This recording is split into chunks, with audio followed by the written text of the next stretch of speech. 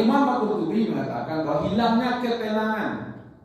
Jadi maksud uban ya, fisiknya itu hilang ketenangan, hancurnya daya tahan jiwa. Dan bentuk ancaman yang paling keras dalam Al-Quran sehingga diberikan bahasa dengan seperti anak tubuh uban. Itu dia. Nah, hamka, manusia sering menganggap enteng peringatan akhirat. Nah, kadang-kadang macam ini itu bu, kira-kira secerita. Ya, nalaku memang ringan, tidak berat. Ya, manusia sering menganggap enteng peringatan akhirat ini. Padahal dengan kalimat ya wildan, anak-anak yang tumbuh oban itu suatu yang berat sebenarnya bagi kita. Ya, berarti ini luar biasa hari. Ya, walaupun berat hari ini belum seberat nanti di akhirat. Nah, pesan pentingnya di sini adalah bahwa kiamat bukan sekedar peristiwa, tapi ada ujian mental dan ujian iman. Ya kan, bukan hanya tubuh yang hancur, jiwa yang lumpuh total, ya kan, tanpa iman, juga sebagai bentuk bagaimana penyelamat satu-satunya itu adalah ketakwaan.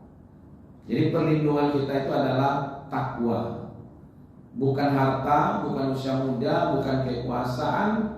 Yang bisa menyelamatkan kita itu adalah iman. Bahasa Ustaz tadi itu, jangan merasa sukses, merasa hebat, merasa berhasil walaupun tidak bersama Al-Quran. Itu tadi bahasanya kan. Orang tanpa Al-Quran merasa hebat kan, merasa sukses, ya kan? Karena dia menganggap sukses itu di bidang harta, dia menganggap sukses itu dalam bidang kekayaan, ya kan? Menganggap sukses itu dengan karir, mungkin dalam bidang teknologi, sehingga tanpa Al-Quran mereka merasa sukses. Ini orang-orang yang tertipu, ya kan? Nah, kalau begitu ibu-ibu, apa kemarin fungsi iman dan ilmu?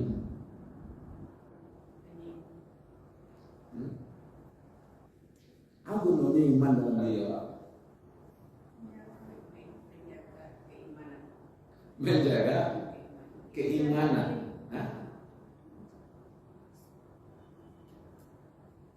Ini orang beriman, ini orang tidak beriman. Lalu fungsi yang beriman itu apa dia yang tidak beriman? Kalau hanya sekedar untuk sukses dunia itu mereka tidak beriman. Banyak orang tidak beriman, kaya-kaya, rumahnya seperti istana, mobilnya mewah, pendidikannya tinggi, tempat kuliahnya di tempat yang ya number one lah, ya kan? Lalu bagi kita iman itu apa?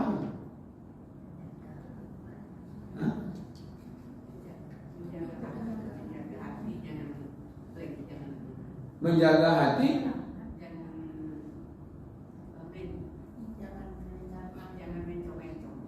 oh jangan mencong-mencong ya, jangan belok-belok dia kemana gitu ya. Oke, di sini saya coba supaya lebih masuk tersimpan. Nah, saya buatkan di sini. Nah, ini iman. Jadi iman itu mengarahkan kemana tujuan kita. Sampai hari ini ibu bapak sudah tahu tujuannya kemana? Oke, surga ya, kebahagiaan. Sering doa kita itu Rabbana atina fid dunya hasanah wa fil akhirati hasanah wa qina adzabannar. Oke, kita ambil. Jadi iman itu menunjukkan tujuan itu kemana. Kalau tujuan kita mau bahagia di akhirat, bahagia di dunia, maka cari ilmu yang mengantarkan ke situ. Karena ilmu yang mengantarkan ke situ. Ibu bapak mau ajak anak kita ini tujuannya kemana? Saya ingin nanti anak keturunan saya itu berkumpul di surga, Ustaz. Pertanyaan besarnya, bapak kasih ilmu enggak kepada anak untuk masuk surga? Itu pertanyaannya. Tapi kalau sekolahnya kayak SMP, yang belajar agamanya 2 jam masuk SMA, lalu belajar agamanya 2 jam seminggu. Kemudian kuliahnya tidak pernah lagi bersentuhan dengan ilmu agama. Pertanyaan besarnya, memang ilmu yang kita ajar kepada anak ini bisa bawa dia masuk surga? Maka itu memang harus diajar dulu anak bagaimana dia beriman, bagaimana dia berakidah, bagaimana dia bisa ibadahnya terpelihara. Maka itu ilmunya syariat. Saya ingin anak saya ini nanti berkumpul di surga, maka saya antarlah kepada ustaz, kepada guru agama, kepada buya, kepada kiai. Tolong diajari anak saya ini bagaimana berakidah yang benar, bagaimana ibadah yang benar, bagaimana berakhlak yang benar. Nah itu baru berarti iman tadi sudah mengarahkan kita. Kita kadang-kadang ibu-ibu mau masuk anak ini SMP 1, mau SMA-nya SMA 1, mau kuliahnya di UGM, di ITB gitu ya, mau yang tempatnya bagus-bagus. Itu target ibu surga dah. Target kita menyolakan anak, memuliakan anak ini itu dalam kepala apa? Supaya dia berhasil hidupnya bagus. Tapi sampai ke akhirat enggak itu ceritanya tadi? Enggak. Itulah iman. Kalau imannya ingin membawanya ke senangan akhirat, ya maka dia carikanlah. Kira-kira nanti gimana ini anak ini gitu, supaya dia masuk ke kesenangan akhirat itu gitu. Nah, apa yang alat yang digunakan untuk itu? Alat yang digunakan adalah ilmu. Ibu ingin sekarang ini bahagia nanti di akhirat, cari ilmunya. Makanya ibu kemana-mana datang.